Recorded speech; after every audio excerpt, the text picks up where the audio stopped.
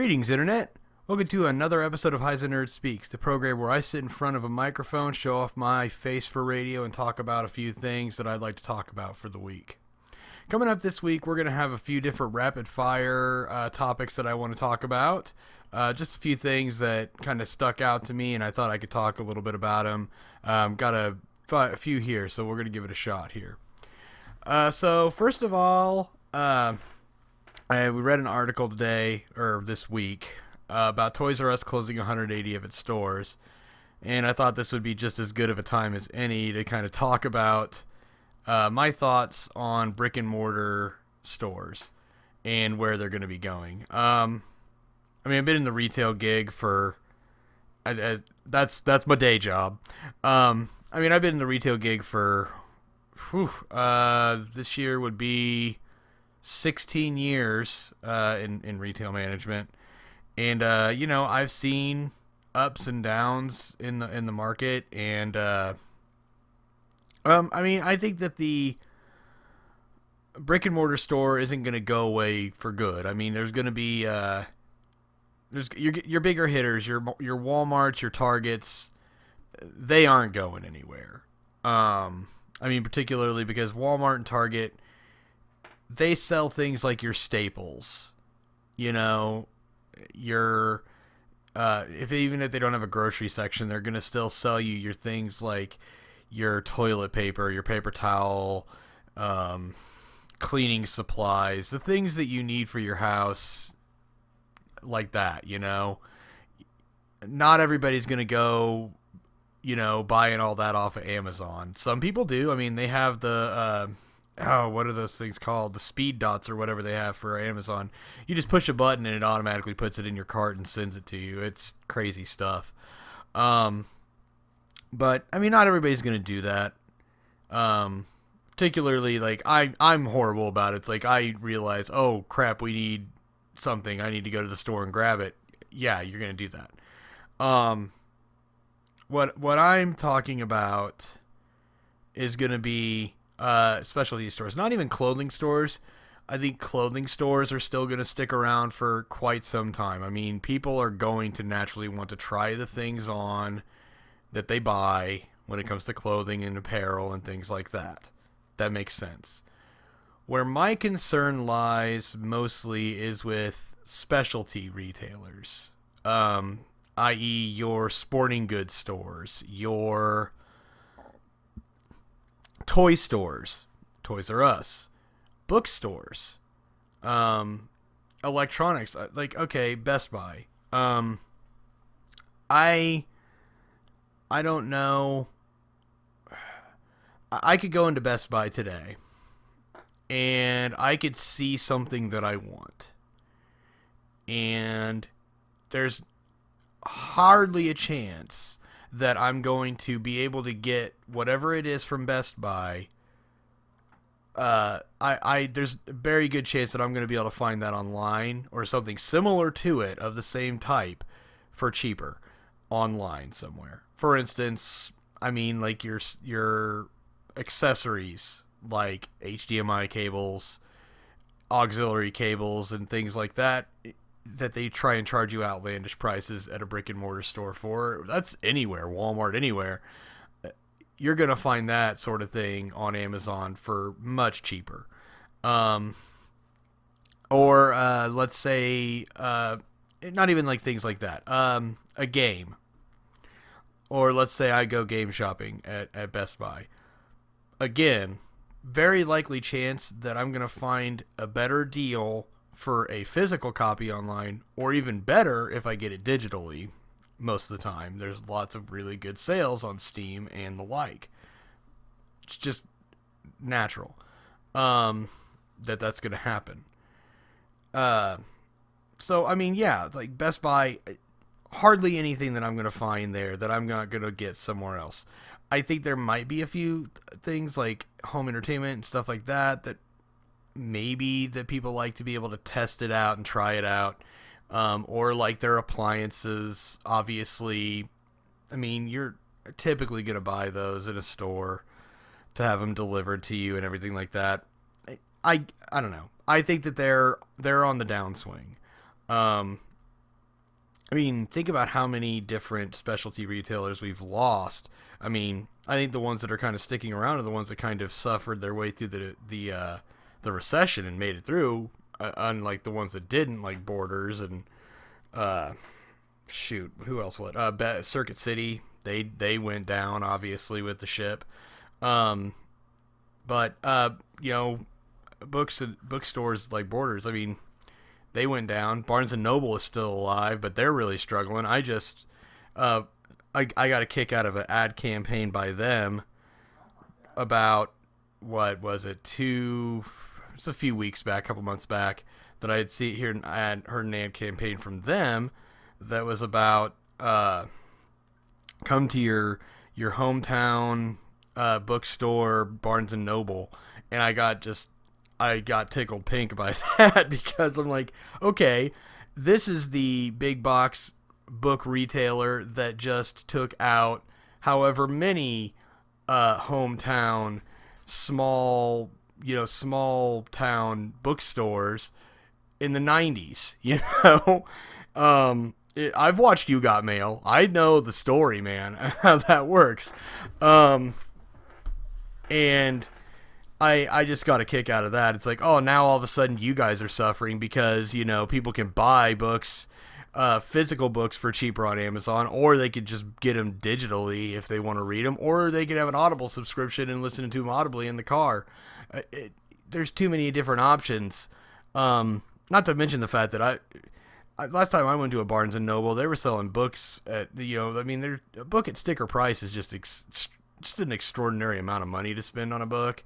I mean, particularly when I can get a bestseller at Walmart or Sam's Club is a really good place for cheaper too. If I'm wanting to go to a brick and mortar store and pick a book up that's popular. Toys R Us, though, I mean, you'd think that's surprising. I mean, they have a little bit more variety than other places would, but then again, if you want to get some of that off the beaten path stuff that you aren't going to find in the typical toy outlet, Walmart or Target, you're going to go online, get a better deal for it. And the last time, I don't know about anybody else, but I mean, the last few times I've been in Toys R Us, especially the ones around me, they are suffering. They're really almost along the lines as far as their I don't like to say the word cleanliness because you can't polish a turd. You could get some good staff in there cleaning it up, but I mean, when the fixtures are old and they haven't remodeled in years, there's nothing you can do about that. I mean, Kmart, stores like that, same way. If these companies aren't going to dip the money or pour the money into aesthetics and making their store look presentable, people are going to stop shopping there. That's just how it works. And then it's also a catch-22 because if you aren't getting people in your stores, you aren't making the money to remodel them. So vicious cycle right there. Coming back to GameStop, I think that they're on their way to just some major changes. Particularly, I mean, if digital distribution starts to, I think it's not going to be long before we have a console generation where it's completely digital. And I'm going to talk a little bit more about this subject at length on the GB3 podcast next week. So stay tuned for that. And if you aren't listening to that, please tune in. Me and my friend, the Real Gino, we talk about every subject up to, tech, gaming, movies, since he's a movie guy. I mean, we talk a little bit about everything.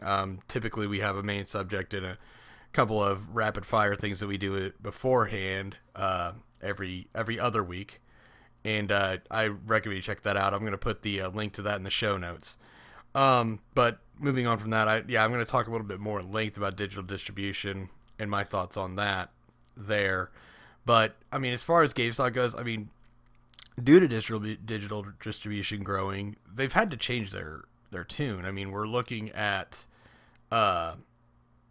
the last time I went to GameStop recently. That's where I bought my Nintendo Switch for the house, and it just half of the store is now pretty much a collectibles store because they bought ThinkGeek, so they're really pushing that. And I get why they're doing that. I mean, their bottom line on that stuff is just, it's enormous compared to their games. They're not going to make as much off of games and accessories as they would off of these, figurines and kitsch stuff. So I get it. I think they're in for a rude awakening. I mean, they've been having dips in sales over the last few years, and I think it's going to catch up to them before too long. But, I mean, I guess to close up with this subject, because I'm kind of rambling on, I just would say that as far as brick and mortar specialty stores, I think your days are numbered. I just really think that online shopping is really making its strides, especially in this market, just because, I mean, the people that are, I hate to say it this way, but too ignorant to shop online, and I don't say that as a rude, I'm saying ignorant, just that they just don't know. And some people just don't want to know. My mother-in-law would just as soon not shop online if she could not. If she does buy anything online, she winds up having my wife or her sister help her in the process. So, I mean, it's just it. There's going to be people that shop at brick and mortar stores, but they're going to go to a place like Walmart. They're going to go to a place like Target, and pick up the stuff that they need to, just because they're there already, It's convenient to go out of your way and go to a specific store for this specific item is I think that those days are really kind of numbered because of online shopping. But that's kind of my bigger topic that I have this week, so I did ramble on a little bit about that. So some more rapid fire that came up. I read Oscar nominations came out this week, and one that stood out to me was that Logan was nominated for Best Adapted Screenplay. That's pretty cool. I think they wanted to kind of give it some recognition. I mean, it's up against some other stuff that it's going to lose against, but to see that it got enough recognition to get something like this better than, I mean, most of these blockbusters end up only getting nominated for things like effects and things like that. But I think, I mean, the writing in this movie was very well done. I think that adapting the old man Logan storyline actually went well, and I like the spin that they took on it, and I was perfectly fine with it. Am I a little disappointed that Hugh Jackman or Patrick Stewart didn't get nominated? I mean, let's face it, that wasn't going to happen. Particularly when, you've got two people from the same movie, Three Billboards, getting nominated for Best Supporting Actor. So, I mean, Patrick Stewart, let's face it, you didn't have a chance. So, I mean, I've done my talking about the political machine that is the awards season in their thoughts. And of course, my buddy Gino, he of course has much more to say about it than I do even. And we've talked about that at length. So again, look at the stuff we've done before. But yeah, I thought that was a pretty cool deal. The next thing, I want to kind of talk a little bit about fake trailers. This is on the heels of the fact that apparently a fan-made trailer for a Friends movie that was obviously made by, well, not obviously, but was made by a fan using footage from other current shows that some of the actors have kind of been in together and things like that, was created. And this thing is just catching so much traction on social media and the like. And I just have some thoughts on this. So if you want to create a fan trailer for something, knock yourself out. If that's what you want to do with your editing skills and things like that, that's a fun hobby, fine. The one thing I would ask is make sure that you are making it perfectly clear that this is a fan-made trailer. I hate ones that make them that don't make it perfectly clear. And if you do it well enough and you don't make it perfectly clear, there are people that are going to think that this is real. For instance, there was a fan-made trailer that came out. I would say that it was maybe a week or two before the release of the teaser trailer for Star Wars The Force Awakens, and that thing got a lot of traction. And people thought, man, this is the real thing, this looks so awesome. And I'm sitting here, this is such a fake trailer. And people are, that's another thing too. My big problem isn't even so much the creators, unless you're not making it clear. My problem is that people are just sometimes just ignorant. I mean, there'll be people that just get so hyped up, and the view count will just go up on these people that are making these fan trailers, because you aren't making it clear enough that this is a fan-made trailer, and you're hoping to get the views because you're using it. To me, I feel like you are misleading people on purpose to make money. Because let's face it, you want to get a view count like that. You are doing it because you want to get views and you want to get monetized. You aren't doing it for a hobby if you're doing it without putting the announcement in there. You have to put the announcement in there if you want to feel like you're doing this for the talent and you're doing it for the hobby. To me, if you are purposely deceiving people, because let's face it, general internet users, if you took a percentage, are gonna believe that it's real. And it just bothers me when people take advantage of people's naivety.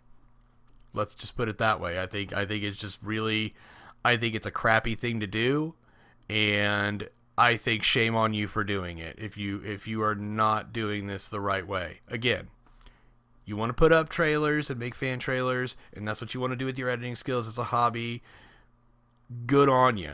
And if you want to get a massive amount of views with people knowing that it's a fan-made trailer and you manage to get a following that way, good on you again.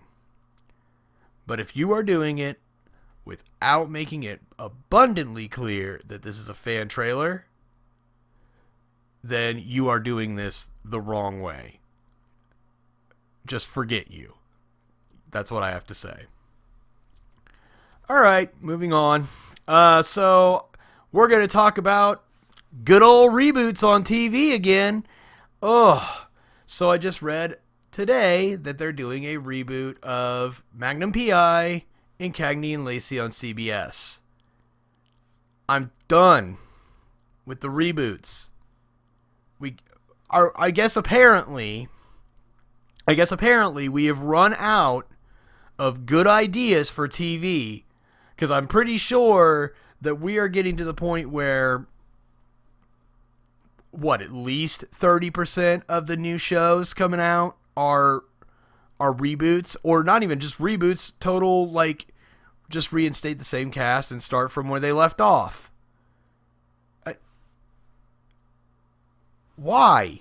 Why can't we come up with some really good and unique ideas?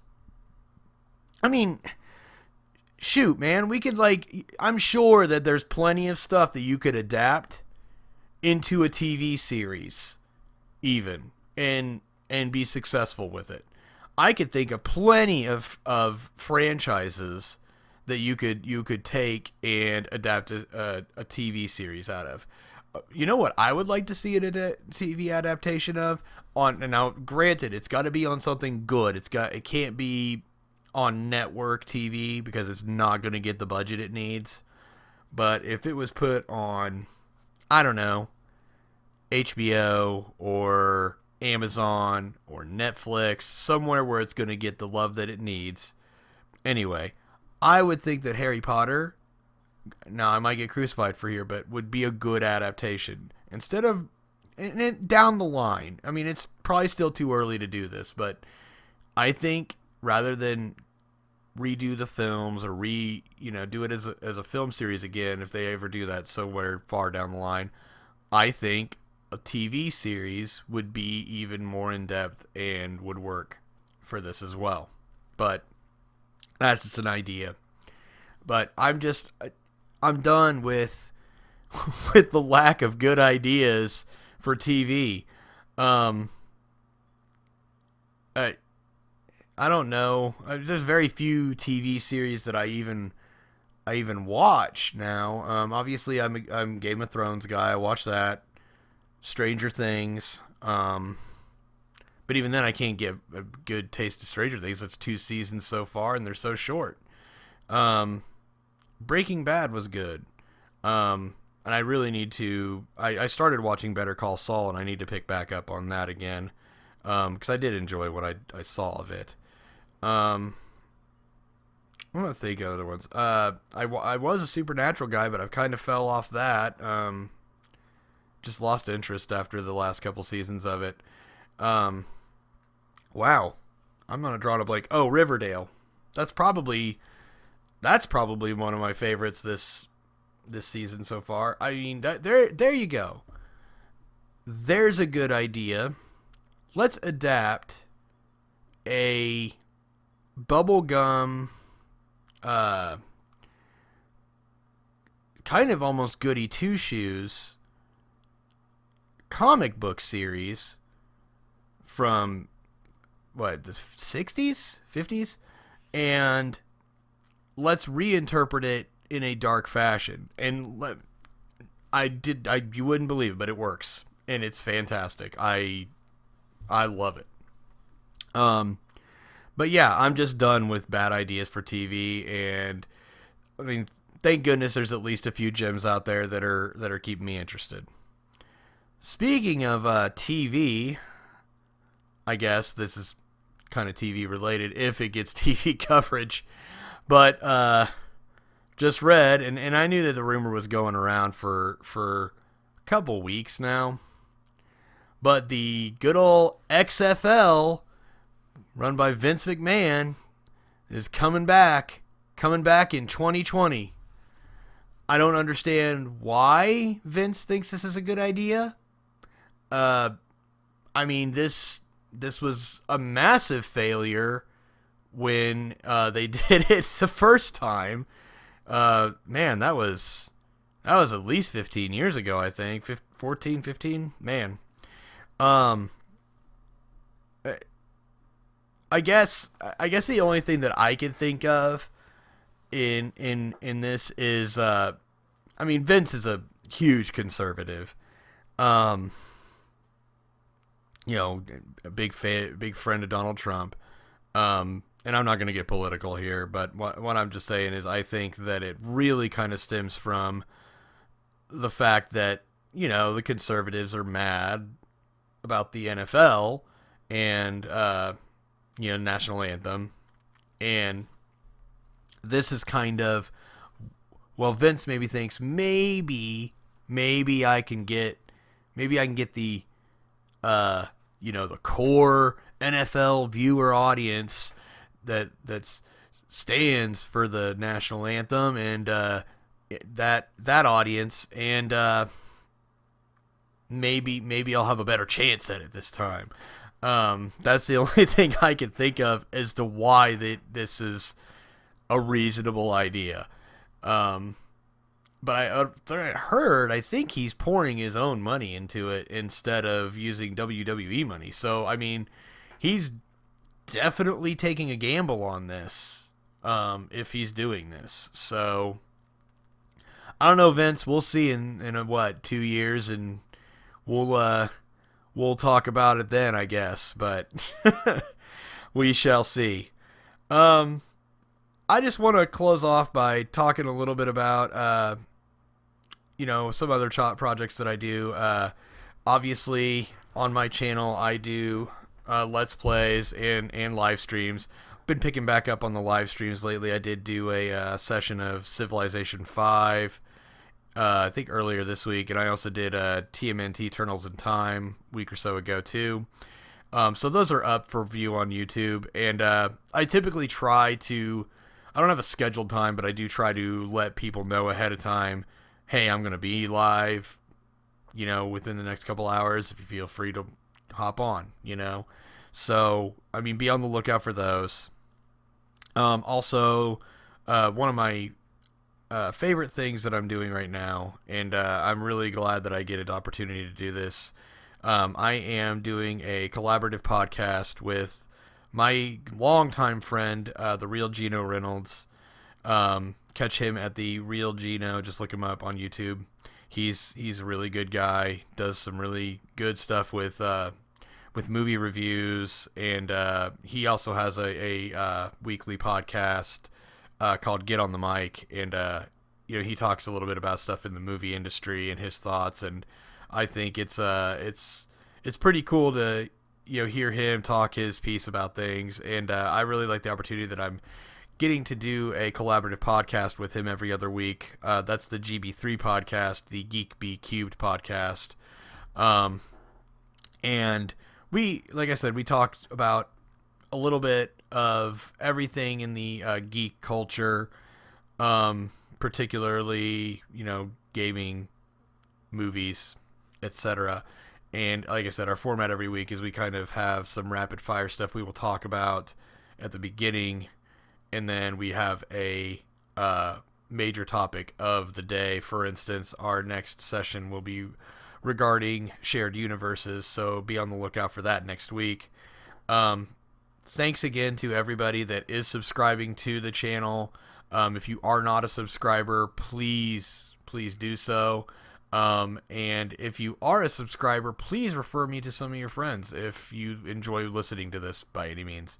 I really like the feedback if you have any, and I just appreciate everything that's going on. This is a hobby for me. I don't intend to be getting thousands of viewers and subscribers anytime soon, and I'm happy with what little I'm getting. So I want to let you guys know that I very much appreciate you guys as listeners, and just spread the word. It's the only way that any of us are ever going to grow. So, but that will be it for this week's episode of HeiseNerd Speaks. Thanks again for listening, and I will catch you all on the next episode. HeiseNerd, out.